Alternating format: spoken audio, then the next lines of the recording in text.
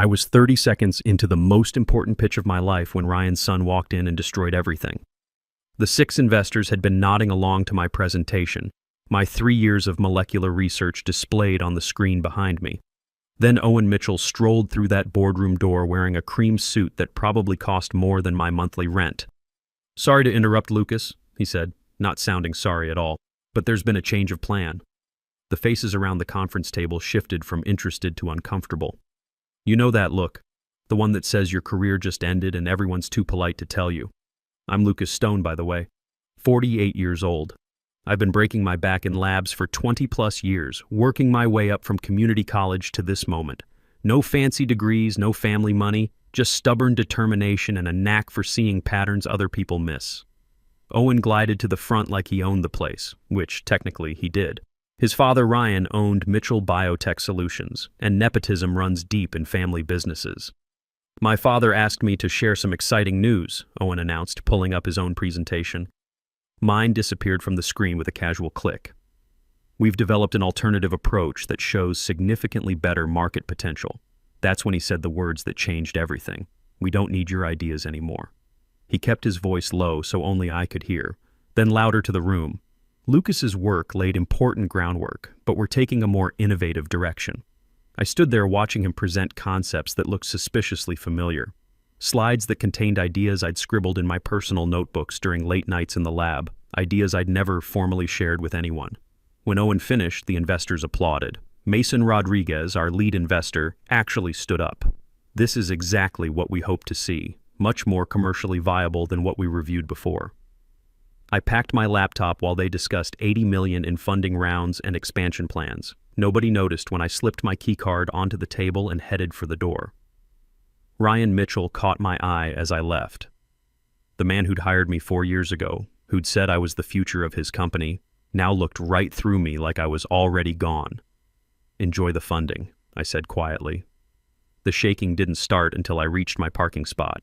3 years of work, my breakthrough innovation, my future, gone. But what hurt most was realizing Owen had studied my research closely enough to steal it wholesale. I drove home calculating what I needed to do before Ryan figured out what I'd been planning. I had maybe 48 hours.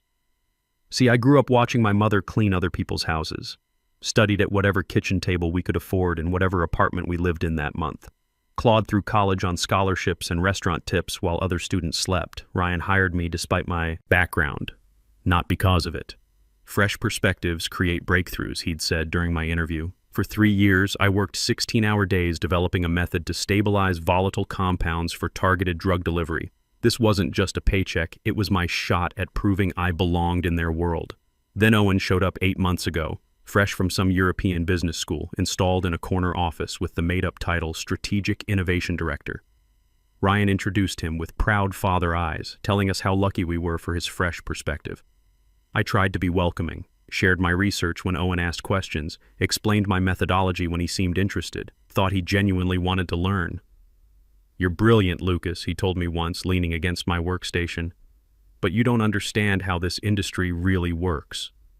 Turns out those words were both warning and threat. The investor meeting had been scheduled for months. My chance to present directly to the money people. Ryan had personally reviewed my slides, nodded at my results, told me to knock their socks off. Then 3 days before the presentation, Owen started asking detailed questions, wanted to see my latest lab notebooks, needed to understand the commercial applications more clearly. Now I sat in my apartment staring at my cat Newton, who sensed something was wrong. By tomorrow, Ryan would realize what I'd done. Then the real chaos would begin. My phone buzzed. Text from Charlotte, my closest friend in the lab. "What happened? Everyone's talking, but nobody knows anything." Before I could respond, another message popped up, this one from Ryan himself. "We need to talk, now." I turned off the phone and opened my laptop instead. Time to get to work. The next morning felt calm before the storm. I showered, dressed in my best professional outfit, and prepared for the confrontation I knew was coming. My laptop contained everything I needed, proof that would either save my career or end it completely.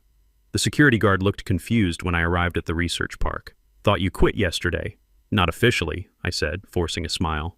The lab buzzed with unusual energy. Conversations stopped when I walked by. Colleagues avoided eye contact. I went straight to my workstation and started packing my personal items, ignoring the whispers. Charlotte appeared at my side. "Ryan's been looking for you since yesterday afternoon. He's losing it. What did you do?"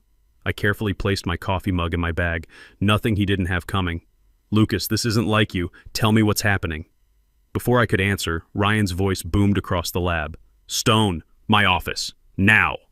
Every eye followed me as I walked to his office. Ryan stood in his doorway, face red with anger, his expensive suit making him look desperate instead of powerful. "Close the door," he snapped. I did, then stood waiting. Small act of defiance, but it mattered.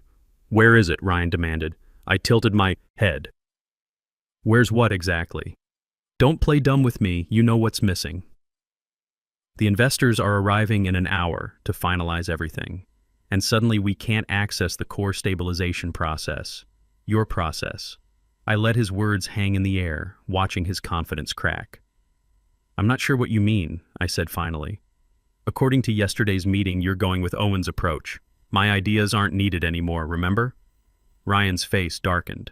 "His approach relies on your stabilization process, which is suddenly incomplete in our systems. What did you remove?" I smiled. The kind of smile that comes from holding all the cards while your opponent realizes they've been bluffing with nothing. "I didn't remove anything from company systems, Ryan. That would be unethical." "Then explain why we can't replicate your results this morning."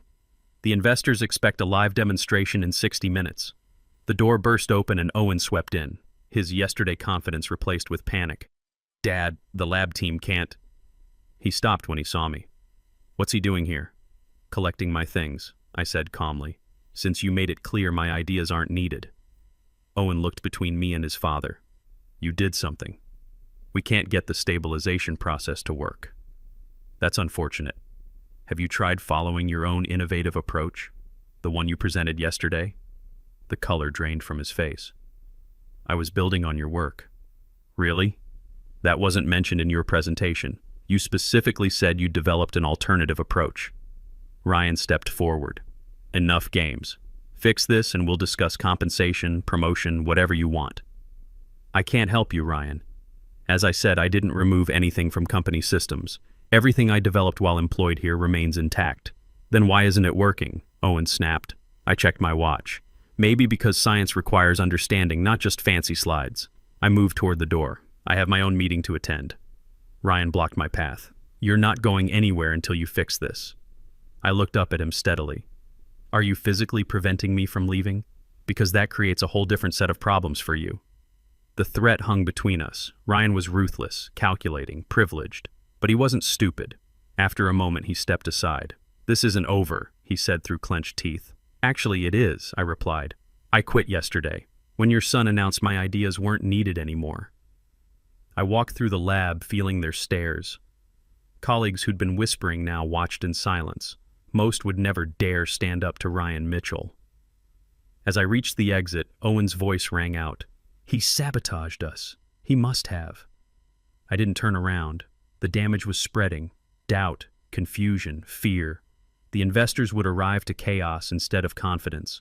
Owen's perfect presentation would crumble when they asked for live demonstrations. Outside, I took my first real breath since entering the building. I checked my phone. 3 missed calls from unknown numbers and a text from Charlotte. What just happened? I got in my car but didn't start it. Instead, I watched the main entrance. 5 minutes later, Mason Rodriguez arrived with 2 other investors. Their expensive cars and confident strides spoke of people used to being catered to. They had no idea they were walking into disaster. 10 minutes passed before my phone rang. Unknown number. Lucas speaking. "This is Mason Rodriguez. We need to talk. I'm listening." "Not over the phone." "Where are you?"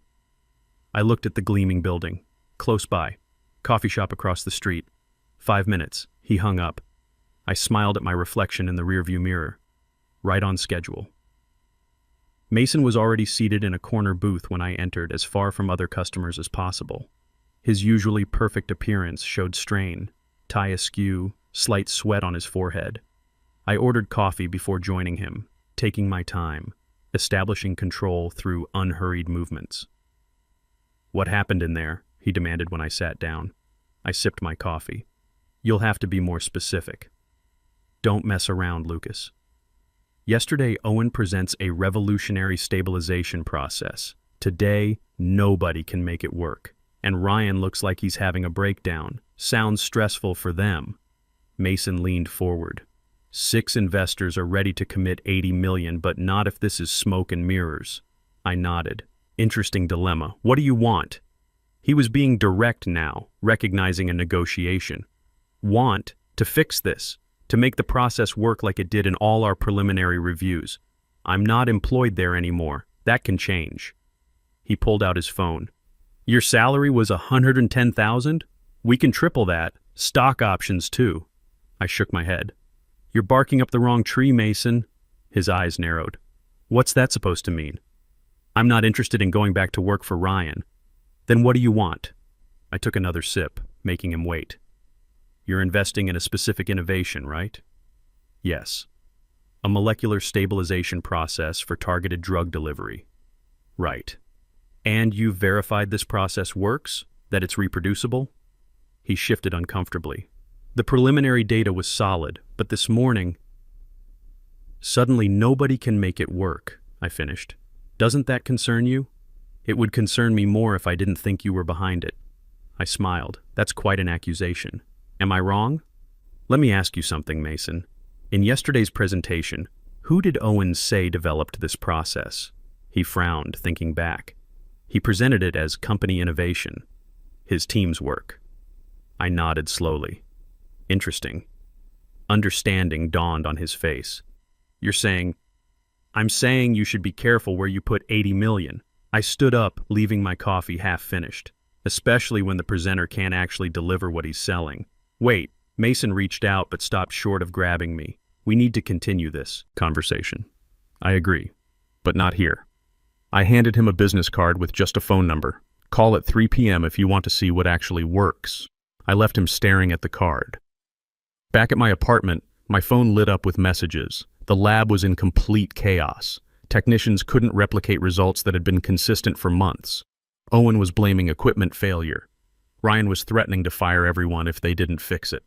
Charlotte texted, Ryan just fired Aaron for suggesting the process might be flawed. What's happening? I didn't respond. Instead, I opened my laptop and prepared for my 3 p.m. meeting. Everything had to be perfect. At exactly 3 p.m., my phone rang. Hello, Mason, I answered. Ready to see something that actually works? I'm listening, he replied. But I'm not alone. Who's with you? The entire investment group. After this morning's mess, we need certainty. I smiled. Text me the address. I'll bring everything you need to see. 2 hours later, I stood before 6 of the industry's most powerful investors in a private conference room downtown. No Ryan, no Owen, just me and the work I'd spent years perfecting. Before I begin, I said, setting up my equipment, I want to be clear about something. What you're about to see belongs to me, not to Mitchell Biotech. Mason leaned forward. That contradicts what we heard yesterday. I imagine a lot of things you heard yesterday won't hold up to scrutiny. I launched into my presentation explaining the real methodology behind the stabilization process. I demonstrated results with samples I'd prepared, letting them verify the science themselves. When I finished, silence filled the room. Finally, Mason spoke. This is remarkable work, Lucas, but it raises serious questions about what happened at Mitchell's company. I can answer those questions, I said. But first, are you interested in funding the actual innovation, not just a presentation about it? Another investor, Sophia Turner, spoke up. Are you saying you've established your own company? I have, as of 6 weeks ago. Mason's eyebrows shot up. 6 weeks? Before yesterday's presentation? I nodded. I saw which way the wind was blowing. The process and intellectual property belongs to me personally, developed through independent research using my own resources outside company hours. Ryan will fight that claim, Sophia said. Let him try. I slid a folder across the table. This contains documentation of every step I took to protect my work, verified by independent legal counsel. Mason opened the folder, scanning its contents. You've been planning this for months. I've been protecting myself for months, I corrected. There's a difference. And what exactly happened this morning? Another investor asked. Why couldn't their lab replicate the results? I met her gaze steadily. Because they never fully understood the process to begin with. They had my results, but not my methodology. Owen saw the destination, but not the path. That's devastating for them, Mason said slowly. Yes, it is. The investors exchanged glances, having a silent conversation. I remained standing, calm despite the butterflies. We need to discuss this privately, Mason finally said. I nodded, gathering my materials. Of course. No, Sophia interrupted, raising her hand. Stay, please. I have more questions. I paused between leaving and staying. Your documentation shows you developed this independently, she continued, tapping the folder. But you were employed by Mitchell during this time. Most contracts have IP clauses. Mine did too, I acknowledged, which is why I was careful to develop the critical components on my own time with my own equipment. The lab results they have show a version that works, but not the refined process I've perfected since realizing what was happening. When was that exactly? Another investor asked. When Owen arrived, I said simply. He asked too many specific questions, spent too much time examining my notes rather than understanding the science. After I caught him going through my desk after hours, I created a separate research path. Mason's eyes widened. You have proof of that? I nodded. Security footage. I requested it, claiming I'd misplaced some notes. The cameras caught him at my workstation at 10:30 p.m. on 4 separate occasions when I wasn't present. The room went quiet. I could see calculations happening behind their eyes, not just financial ones, but reputational. Nobody wanted to back a company built on stolen research. What exactly are you proposing? Mason asked. My company, Stone Therapeutics, is seeking investment to bring this stabilization process to market. We're small but focused. No bloated management, no nepotism. Just scientists who understand what we're building. And your team consists of? Sophia asked. Currently 4 people, including myself. All experts who left Mitchell in the past year due to... I paused, choosing words carefully. Leadership concerns. Sophia nodded slowly. You've been planning your exit for some time. I've been protecting my work, I corrected again. The exit became necessary when it became clear my contributions wouldn't be respected. One of the quieter investors leaned forward. What makes your process different from what we saw yesterday? In layman's terms. I appreciated the question. This was my element, the science itself, not the politics around it. Imagine trying to deliver medicine to a specific part of the body, I began. Traditional methods are like throwing darts blindfolded. Some might hit the target, but most scatter elsewhere, causing side effects. My process creates a guided delivery system. The medication remains stable until it reaches exactly where it's needed, then activates precisely. Applications? Mason asked. Cancer treatment initially, delivering chemotherapy directly to tumors without damaging surrounding tissue. Eventually, the platform could work for neurological conditions, autoimmune disorders, anywhere we need targeted treatment. The energy in the room shifted. This wasn't just about corporate drama anymore. It was about potential that transcended office politics. We need to verify your claims independently, Mason said, his voice carrying new respect. I welcome that, I replied. In the meantime, Sophia added, I suggest we pause discussions with Mitchell's company. The meeting concluded with handshakes and promises of follow-up. As I packed my presentation materials, Mason approached privately. Ryan called me 6 times today, he said quietly. I continued organizing my papers. That's unfortunate. He claims you stole research. That's rich, coming from him. Mason studied me. You knew this would happen. All of it. I met his gaze. I knew what kind of people I was dealing with. The rest was just paying attention. As I left the building, my phone vibrated with a text from Charlotte. Total meltdown. Ryan's firing everyone. Owen locked himself in his office. What did you do? I didn't respond. Some things were better explained in person. Another message appeared as I reached my car. This one from Ryan. This isn't over. You've made a serious mistake. I stared at the words, feeling not fear but calm. The threat was expected, predictable, like everything else about Ryan when you understood what motivated him. That evening, I met Charlotte at a quiet restaurant across town, away from anyone who might recognize us.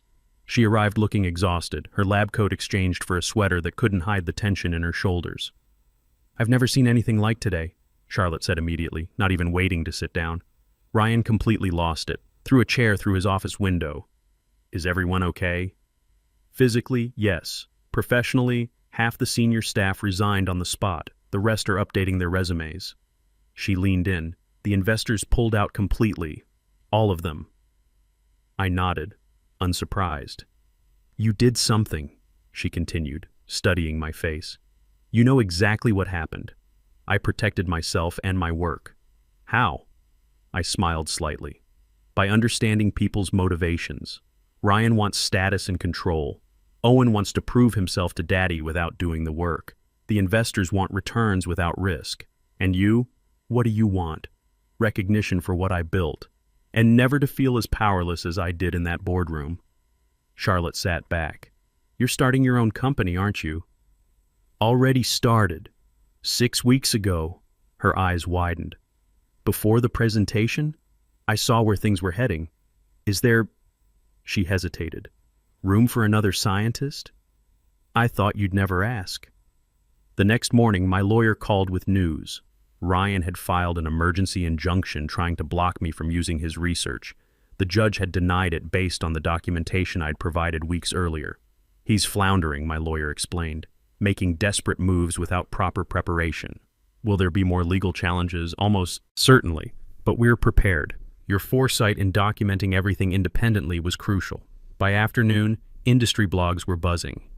Mitchell Biotech's stock had dropped 15%. Board members were calling emergency meetings. Through carefully cultivated contacts, I learned that Owen had been quietly removed from his position. I didn't feel the satisfaction I'd expected. Instead, there was a strange emptiness, the vacuum that follows when something that consumed you suddenly evaporates. That evening, as I worked late in my small but growing lab space, the security system alerted me to a visitor. The camera showed Owen standing outside, looking nothing like the confident young man who had interrupted my presentation. His hair was disheveled, his clothing wrinkled, his posture defeated. Against my better judgment, I buzzed him in. He entered cautiously, glancing around the modest space with surprise. This is it? This is what destroyed us? You destroyed yourselves, I replied. I just refused to go down with you. He sank into the nearest chair without invitation. My father won't speak to me. The board removed me this morning. His voice held no tears, just disbelief. Everything's gone. What did you expect when you stole someone else's research without understanding it? I didn't steal it, he insisted automatically, then stopped himself. I adapted it. Improved the presentation. Science isn't about presentations, Owen. It's about truth. About putting in hours to understand complex systems. There are no shortcuts. He looked up at me, and for the first time I saw past the privileged exterior to the insecurity beneath. How did you do it? How did you know what would happen? I paid attention to details, to patterns, to people. While you were studying my notes, I was studying you. He winced. The investors are talking to you now, aren't they? I nodded. They won't invest in my father's company even with me gone. The damage is done. Trust once broken is nearly impossible to restore. He stood suddenly. I didn't come here for sympathy. I came to understand what happened. Now you do. As he turned to leave, he paused at the door. You planned all of this from the beginning. No, I corrected. I simply created options for myself while you and your father eliminated yours. After he left, I sat alone in the lab, surrounded by equipment I'd purchased with my own savings. The space was small compared to Ryan's state-of-the-art facility, but it was mine. Every beaker, every centrifuge, every microscope represented a choice to bet on myself when no one else would. 48 hours after Owen interrupted my presentation, everything had changed. Mitchell Biotech was in free fall. The investors were negotiating with me instead, and the research that might help countless patients would continue under my direction. The revenge wasn't in destroying Ryan or humiliating Owen, it was in proving they had never been necessary to begin with. My phone rang. Mason again. The boards finalized their decision, he said without preamble. We're prepared to offer initial funding of $60 million with performance-based additions that could take it to 100. I closed my eyes briefly, absorbing the magnitude. There's something else, he continued. Ryan is being removed as CEO. The board's lost confidence. I see. They asked about you as a possible replacement. I laughed, genuinely surprised. I'm flattered, but no, I'm building something of my own now. I thought you might say that. Worth asking, though. When we hung up, I walked through the quiet lab, running my fingers over equipment that represented not just scientific tools, but freedom. The freedom to work on my own terms, to be recognized for my contributions, to never again stand silently while someone else took credit for my life's work. The next morning, a courier delivered a package to my apartment. Inside was my original lab notebook, the one that had disappeared from my desk months earlier. A small note accompanied it, written in Ryan's distinctive handwriting. "You've won. Was it worth it?" I closed the notebook, feeling the weight of years of work in my hands. Was it worth it? The question lingered as I prepared for the day, for investor meetings, for the beginning of something new. The answer came that afternoon when Charlotte called to officially accept my job offer, followed by 2 other former Mitchell employees ready to join Stone Therapeutics. "Ready to change the world?" I asked when we gathered in our expanded lab space. Their answering smiles told me everything I needed to know. Yes, it was worth it. Sometimes the best revenge isn't about tearing others down. It's about building yourself up to heights they never imagined you could reach. If this story resonated with you, drop a comment about your own experiences standing up for your work. The satisfaction of proving your worth never gets old.